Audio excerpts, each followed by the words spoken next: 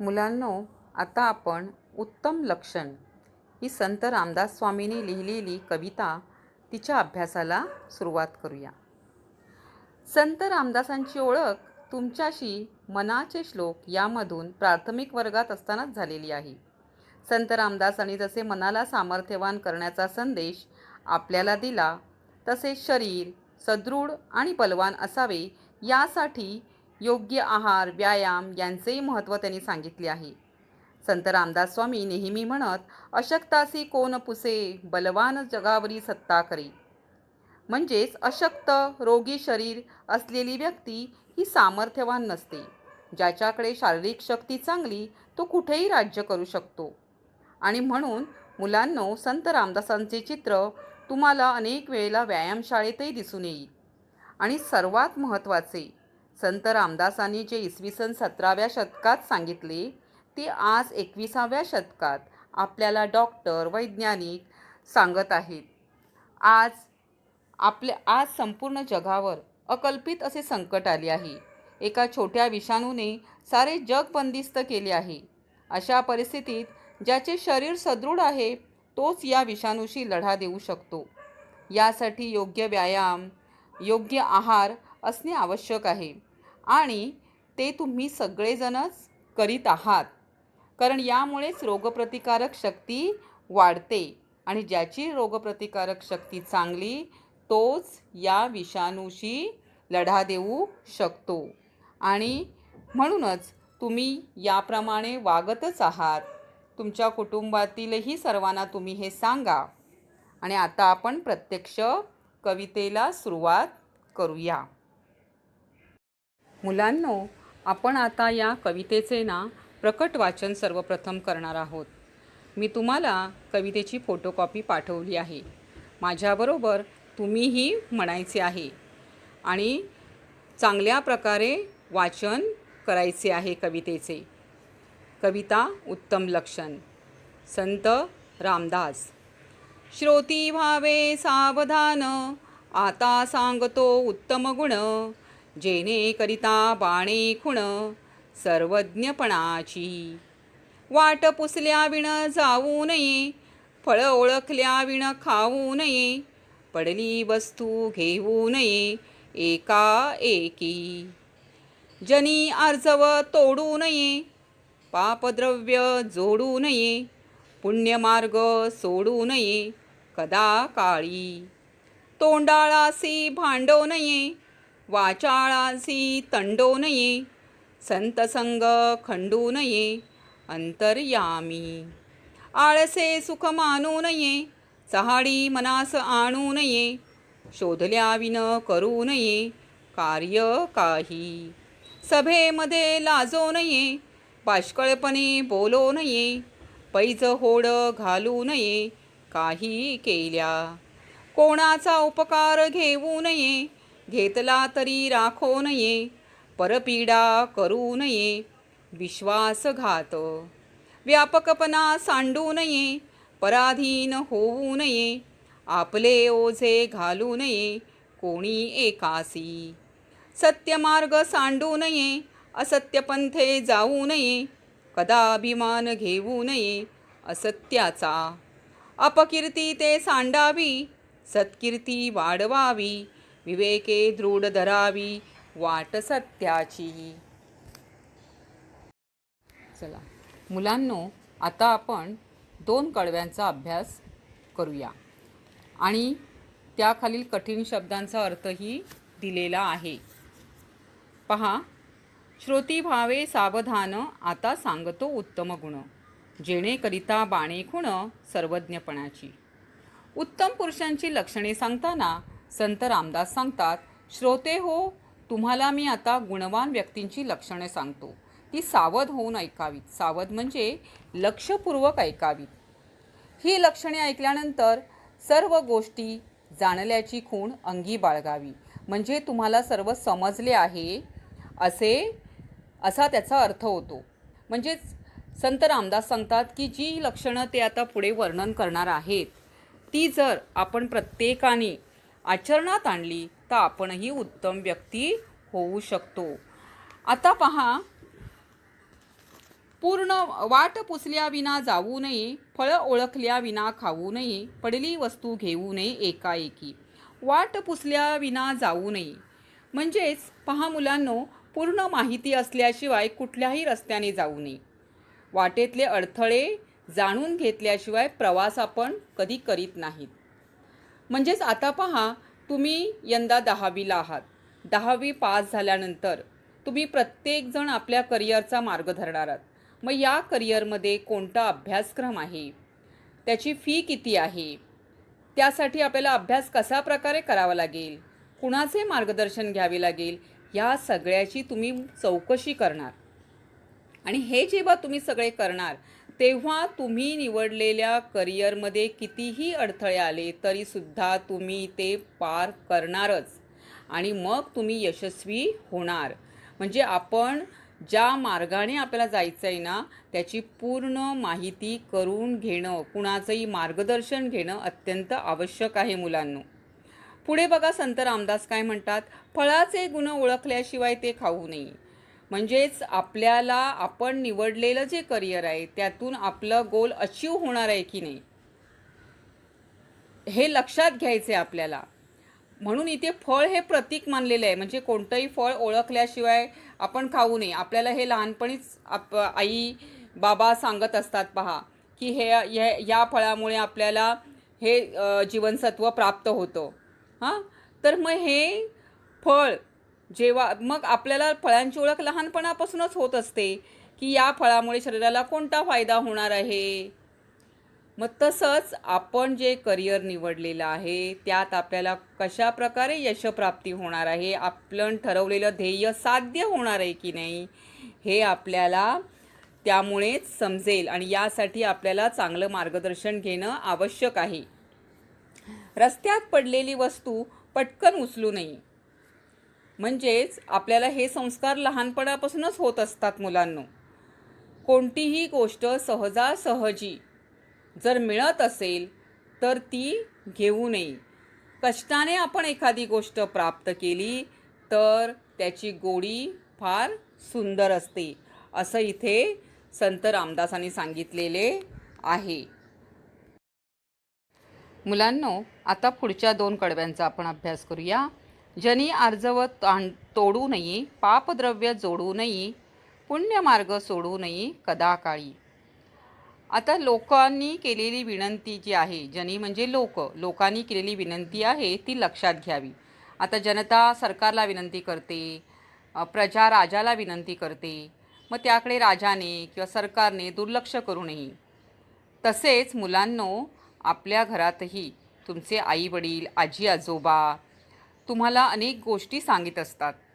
असे करा, असे करू नका असं सांगत असतात, पण मुलं तुम्ही त्याकडे दुर्लक्ष करता.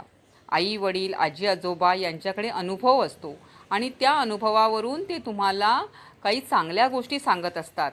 तर त्यांच्या त्या विनंतीकडे कधीही दुर्लक्ष करू नका. पापद्रव्य म्हणजे वाईट मार्गाने कोणत्याही प्रकारचे धन संपत्ती मिळवू नये. म्हणजे चांगला मार्ग सोडू नये. चांगली मैत्री, चांगली संगत कधीही सोडू नये. कितीही कठीण काळ आला तरी सन्मार्ग सोडू नये. तोंडाळाशी भांडू नये. जे भांडखोर लोक असतात अशा लोकांपासून नेहमी दूर राहावं.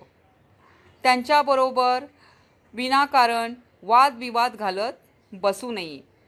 त्यांच्या तोंडातून काहीतरी अपशब्द बाहेर पडतात, म्हणून आपण अशा लोकांकडे दुर्लक्षच करावे. 4 हात त्यांच्यापासून आपण लांब राहावे आणि संतांची संगत जोडावी. संत म्हणजे काय, चांगली माणसं.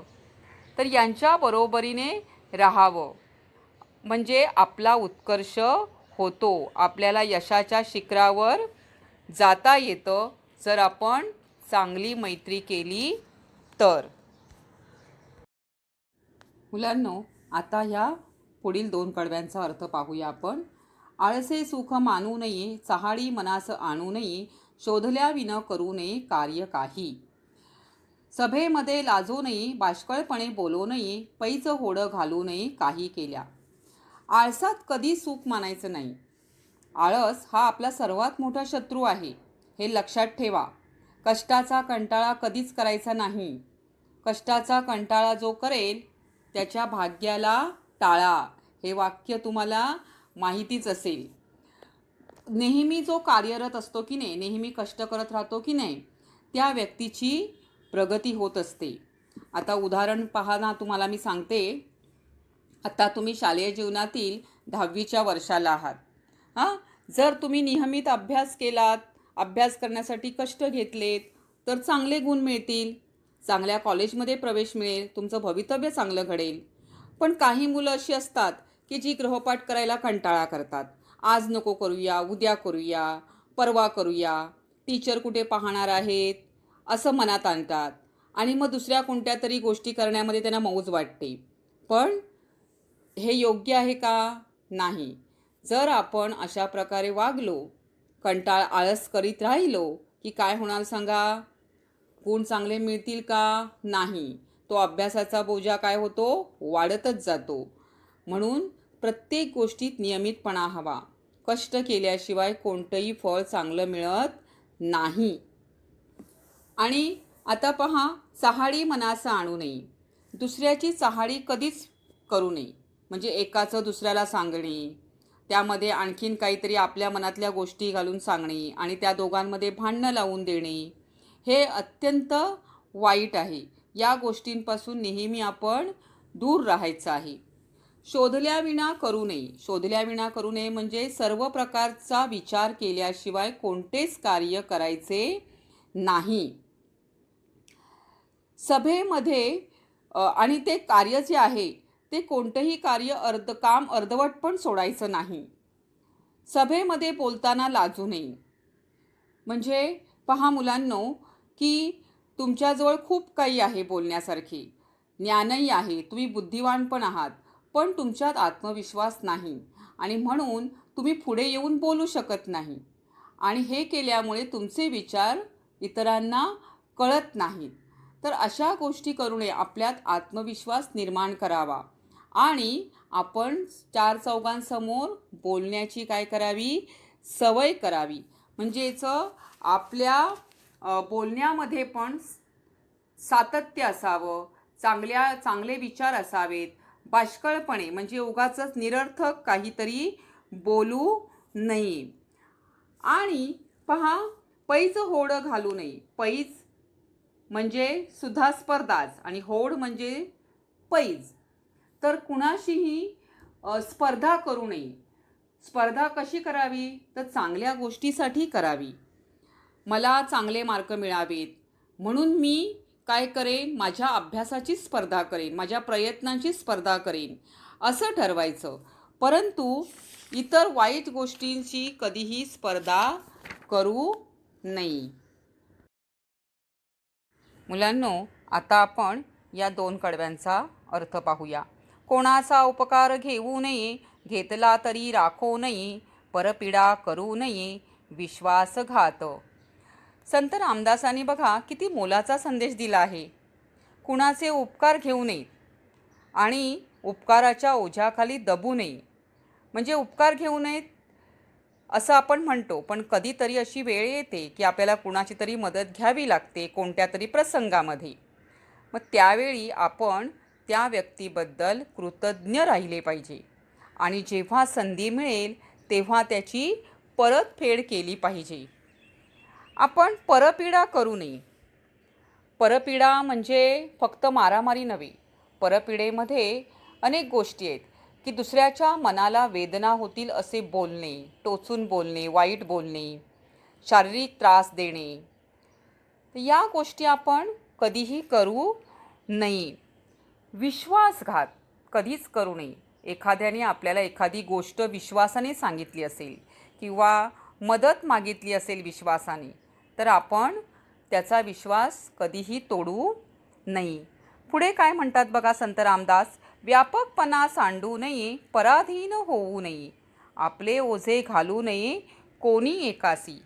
व्यापकपणा म्हणजे मनाचा मोठेपणा, उदारपणा. आपण नेहमी मनाचे औदार्य दाखवावे. म्हणजे कुणालाही मदतीची गरज असेल तर आपण तत्पर राहावे. संकुचित वृत्ती, संकुचित वृत्ती म्हणजे काय? स्वतःपुरतं पाहण्याची जी वृत्ती आहे ती आपल्याजवळ कधीच असू नये. आपले हात हे नेहमी देणाऱ्याचे असले पाहिजेत आणि याचा आपल्याला अभिमान असला पाहिजे. आपले ओझे म्हणजे आपला भार आपण दुसऱ्यावर कधीच लादू नये, म्हणजे परावलंबी राहू नये. मग ते कोणत्याही बाबतीत असेल, विचारांच्या बाबतीमध्ये असेल किंवा आणखीन कोणत्या गोष्टींमध्ये असेल, तर आपण कधीही परावलंबी असता नये. आपल्याला स्वतःचा आपण जे काम करतो त्याचा अभिमान असला पाहिजे. आपली कष्ट करण्याची तयारी असली पाहिजे. म्हणजे आपल्याला कुणाच्याही मदतीची सहसा गरज भासत नाही. मुलांनो, आता आपण शेवटच्या 2 कडव्यांचा अभ्यास करूया.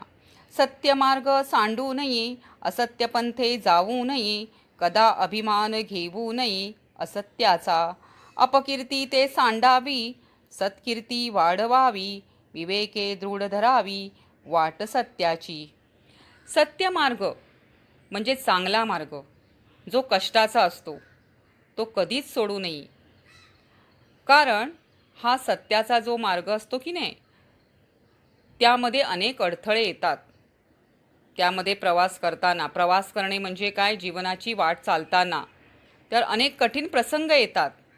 परंतु हाच मार्ग सुख देणारा असतो आणि टिकणारा असतो. असत्याचा मार्ग असतो तो तात्पुरते सुख देणारा असतो आणि प्रसिद्धी देणारा असतो, पण तो शेवटाला आपल्याला अपयशाकडे घेऊन जातो. आणि म्हणून मुलांनो, सत्याचा, कष्टाचा मार्ग कधीही सोडू नका. स्वतःची कीर्ती स्वतःच वाढवायची असते. मुलांनो, आपण सुप्रसिद्ध व्हावे की कुप्रसिद्ध व्हावे हे आपल्याच हातात असते.